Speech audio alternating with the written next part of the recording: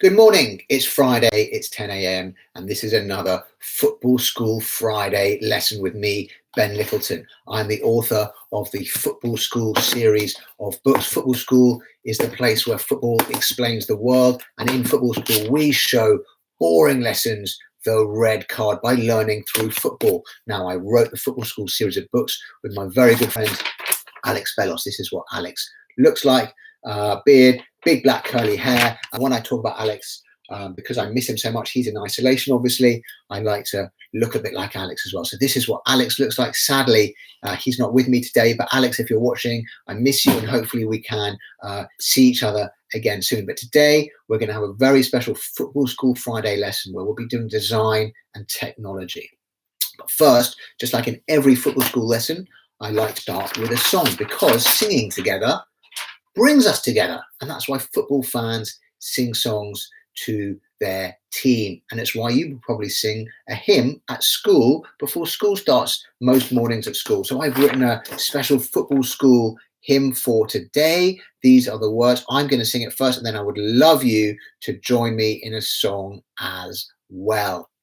As you should probably know by now, I am an amazing singer, amazingly bad, and when I blow my referee's whistle, I will start singing it. And just so you know the tune, and then you can join in afterwards. We love football and love reading. We're reading champions with Football School. We love football and love reading. We're reading champions with Football School. So that's how the hymn goes. The Football School song goes for this Football School Friday. When I blow my whistle, I would love you all to join in with me. Here goes. We love football and love reading. We're reading champions with Football School. We love football and love reading. We're reading champions with Football School.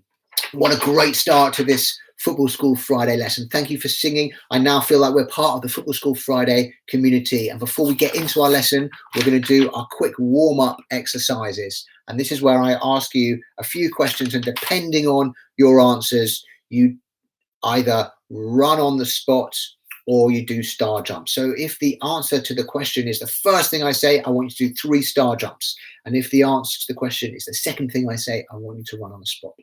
They're difficult questions today. The first one is, are you an early bird or a night owl? So do you like to sleep in, or do you like to get up early? If you like to sleep in the mornings, I want you to do 3 star jumps. If you're up early at the crack of dawn and get up and get on with your day, I want you to run on the spot. I'm an early bird, so I'm going to run on the spot. Okay, the next one. I'm going to give you a hot dog for lunch. How nice is that? Who doesn't love a hot dog? But do you want ketchup in it? If you want ketchup in it, or any tomato sauce, I want you to do 3 star jumps. If you don't want any ketchup, you run on the spot. I'm ketchup, team ketchup all the way. So they're my star jumps. And the last one, it's a football question, and it's an important one. You're going to score the winning goal in a World Cup final. Congratulations. But you can choose the type of goal you score. Is it going to be a Panenka penalty, which is a chipped penalty that goes slowly down the middle of the goal? Or is it going to be an overhead kick, a dramatic bicycle kick? Now, I love penalties, and if you watch the psychology lesson from last week, you'll know how much I love penalties. Well, for this one, I think I'd go for the overhead kick because it's a bit more dramatic and a bit rarer in football. So I'm overhead kick, so I'm going to run on the spot. Do your exercises as well. Amazing. So we've done our song. We feel part of the Football School Friday community. We've done our warm-up, so our heart's pumping. We're ready to go. And today we're going to be talking about cups and trophies. I don't mean cups like this one. I mean cups and trophies like this one. And I'll be telling you about that later, because we're going to look at why we use trophies to celebrate success. We're going to design our very own trophy, and we're going to try and solve a mystery that has baffled detectives for decades. But what you're going to need today is certain things. So I'm going to give you time to get those things. You need a love of football. Check. A sense of humor. Check. Loads of energy. Check. A piece of paper and something to write with. You might need to go and get that now or later. And one other thing, I want you to get all your medals or any trophies that you may have won. If you've won any trophies, bring them down. If they're in your bedroom, or if you've got any medals, do that now, please. And while you're doing that, I will just get my medals and trophies. And when I say my medals and trophies, I obviously mean my daughter's medals and trophies. And if you can see, there are quite a lot of medals and trophies down here, mostly for football, some for athletics. But, oh, this is a good one. This is a football school superstar medal. I wonder how one of my daughters got that one. Incredible achievement, very rare. There are other football trophies here. That's for outstanding player of the tournament trophy. This is another star player trophy that was won, not by me, I hasten to add. Another trophy. So trophies come in all different shapes and sizes, and that's what we're going to talk about today. Although I did win one trophy once, and this is what it looks like. It was won in 2006. So that's 14 years ago, and I still have it. It's the last trophy I ever won. And I should add that, you know, when we enter these sporting events, it's not always about winning. Sometimes taking part is just enough, and participating, of course, is very, very important. But today we are going to talk about trophies and winning. And that's one of the reasons why we have trophies in the first place. It's to remind us of the success. And it's human nature to want to be reminded of the success. And that's why actually trophies first started from the very first sporting tournaments that took place. And the first sporting tournament that took place was actually the Olympic Games in ancient Greece in around 800 BC. Now, they didn't have metal trophies to hand out to winners then. What they had was a wreath of olive leaves that was cut from a sacred tree. Now, I don't have olive leaves in my garden, but I do have some leaves which I've created into an incredible crown of olive leaves. If it would stay on, it looks magnificent. As you can see, I look and feel like a true winner. And these were what Olympic champions were crowned with. Their olive leaves were cut from a sacred tree. And there were other crowns around that time. Sometimes there were celery leaves. Now, here are some celery leaves. I know what I'd rather wear on my head. The sacred olive leaves, thanks very much. And there were also bay leaves. And bay leaves are something so now you might put in a soup or a stew. And they were also known as laurel leaves. And that's where we get the phrase, rest on your laurels from. Because that means you think you've won. If you're resting on your laurels, it's a laurel wreath. It means you think you've already won. So don't rest on your laurels. But nowadays, of course, trophies are not made of olive leaves or anything like that. They're made of metal and often out of cups. And that really started in the 17th century. That's when historians have dated back the start of trophies as cups. And that could have a dual purpose. If you give a wine goblet or a big drinking receptacle to a winner, they could not only hold it up to celebrate the success, but they could also pour some celebratory drink into it and drink out of it. So our first challenge today is to perfect our trophy lift. And lots of different teams and individuals, when they're given a trophy, they obviously celebrate in front of the crowd and the fans. They've got to do a trophy lift, lifting it and kissing it in front of everyone. We're going to work on that today because there's certain different ways of doing it. Take the Liverpool captain, Jordan Henderson, who has won the Champions League last year and a few other trophies, and he likes to get really low and crouch down before he lifts the trophy, and he wiggles his fingers so everyone gets very excited, and then he goes down and then he lifts it up as high as he can and everyone goes absolutely crazy. Now, that's a very good way of doing it. One way that I wouldn't recommend is what Sergio Ramos did, the Spain defender who was captain of Real Madrid, when they were celebrating winning the Copa del Rey, which is like the Spanish FA Cup, the Spanish Cup. And they were on an open-top bus parade through the city of Madrid, and he was holding up the trophy in front of loads of fans on the top of the bus. And you'll never guess what happened. He dropped the trophy right down onto the road, and the bus drove over the trophy. So I know you're not on a bus while you're watching this, but don't drop the trophy while we do our trophy lift. I'm going to go for a bit of a Jordan Henderson. So when I blow my whistle, if I can find my whistle among all these medals, I'm going to blow it, and I want you all to lift up your trophy in celebration, give it a kiss if you can. And if you haven't got a trophy, by the way, just grab a cup. Okay, it's all doable. Ready? Yes, I've done it. I won a trophy. 15 years ago, I won a trophy. Amazing. So that's how we lift a trophy. Now, the next challenge we're going to do is actually design our very own trophy. So we're going to design our own trophy. So that's where I want you to come up with your pencil and your piece of paper, and I want you to draw an amazing trophy that you would like to win. It could be a cup, it could be a shield, it could be anything. Here's an example of one that one of my daughters made earlier. It's the World Cup trophy as she sees it. It's an amazing trophy, really colourful and great designs. And when you've done that, I would love to see your own trophy. So please send them through to me at askfootballschool@gmail.com or at benlit.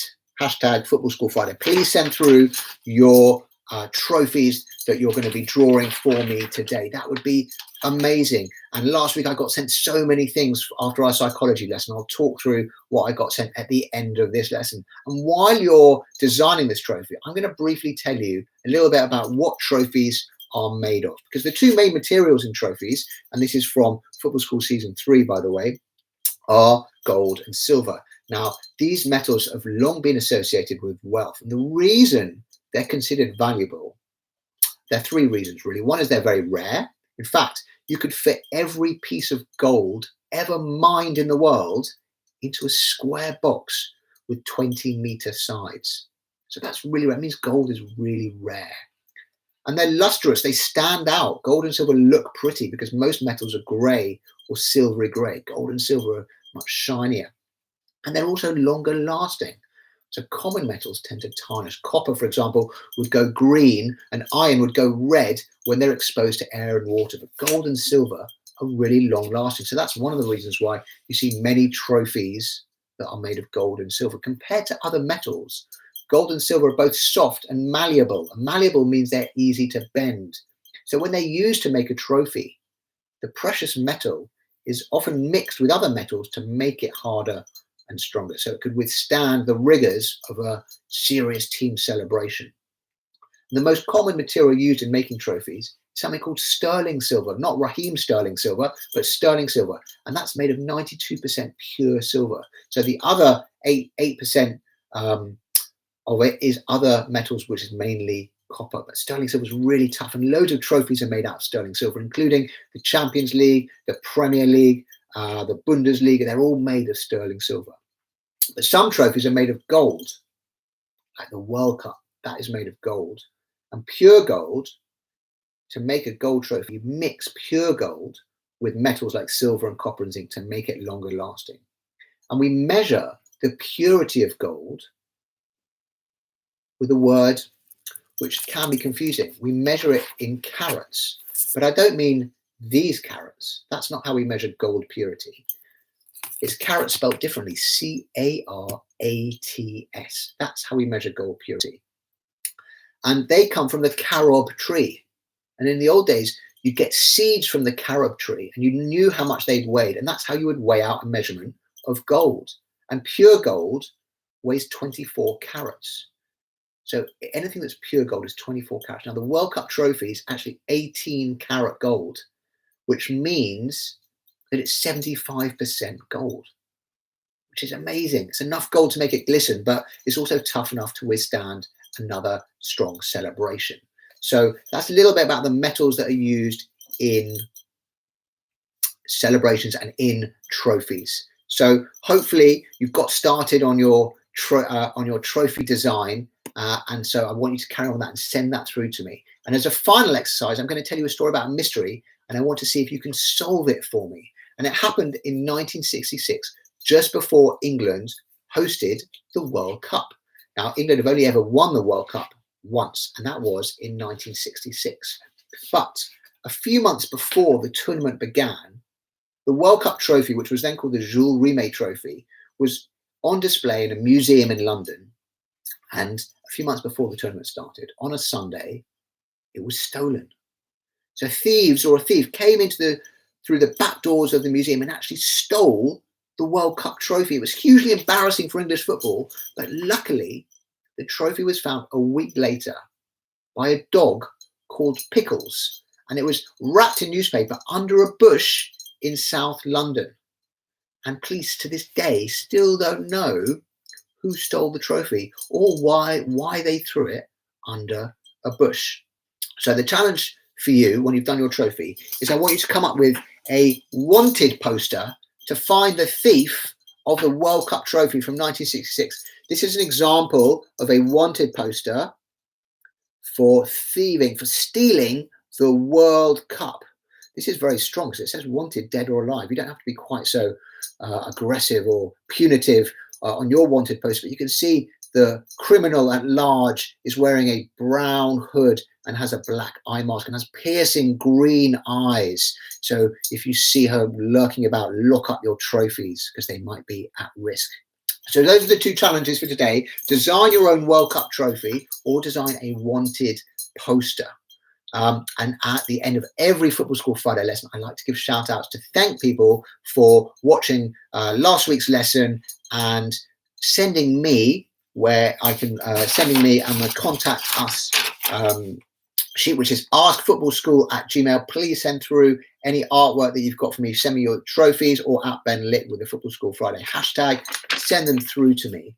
And last week I got sent some brilliant stuff because we did a psychology lesson where we were drawing animals in crazy situations or with funny things so we could focus on what we were thinking about, positive thinking and growth mindset. And Inigo sent me a brilliant bird with a top hat on, which I really loved. Marcus sent me a horse with a chair on it, which was bizarre but brilliant. And Mia sent through a dog with a moustache, a top hat and glasses, which looked very smart. So thank you for that, Mia. I also want to thank Edward, who made an incredible video based on the Football School quiz book, which I can find just down here. It's based on this book. He made a YouTube video based on that quiz book, which was brilliant and really inspiring, creative and talented. I really enjoyed it. I was really impressed. So thank you for sending that through. And a huge thanks also to Lucas, who did something incredible for me this week. He made up a crossword and sent through a really challenging crossword with lots of difficult clues, one of which was actually about Serbian football. Now, I don't know much about Serbian football, but somehow in the recesses of my mind, I remembered an important fact about Serbian football and I got it right. So thank you to Lucas for sending through that crossword. If you've got any puzzles or stories or drawings that you want to send through, please do. This is the email askfootballschool@gmail.com. Or send through any questions as well. And mention of crosswords reminds me of some very exciting news I've got that's happening next week. Now, I might have mentioned this before. Apologies if I have, but next week, the Football School Ultimate Puzzle Book, the perfect lockdown treat, is going to be available to buy. So if you like puzzles or indeed crosswords, because one of the challenges in here is a crossword. There's a famous Liverpool striker there. I'm not going to tell you who it is because it might be an answer in the crossword. But if you like crosswords or word searches or riddles or any kind of football puzzles, this book is going to be available next week, so you can get it then. So thank you to Lucas for inspiring me with your crossword, and thank you all of you for sending me your messages, your artwork. Let's not forget that in this lesson today, a Football School Friday lesson on design technology, we've learned about trophies and prizes. We learned that they started in the Olympic Games. I can't find my olive wreath that was my victory prize from the Olympics. We learned that gold and silver are very popular materials for trophies for three reasons. They're rare, they stand out because they're shiny, and they're long lasting. Most trophies are made out of sterling silver, but the World Cup is made out of gold, and we know that gold purity is measured in carats, and I don't mean these carats. Purest gold is 24 carats, and the World Cup is 18 carats. So if you've enjoyed this Football School Friday lesson, don't forget Football School is where we show boring lessons, the red card. Please like, share or subscribe. I hope you've enjoyed it. If I can find my whistle out of all these medals, I have to remind you, I haven't won any of them. They've all been won by my very successful daughters who share their medals with me. Thank you very much to them. And thank you for watching, for liking, sharing and subscribing. As always, Football School Friday will be back next week. We will see you then. But now, as always, here is the Football School Friday final whistle.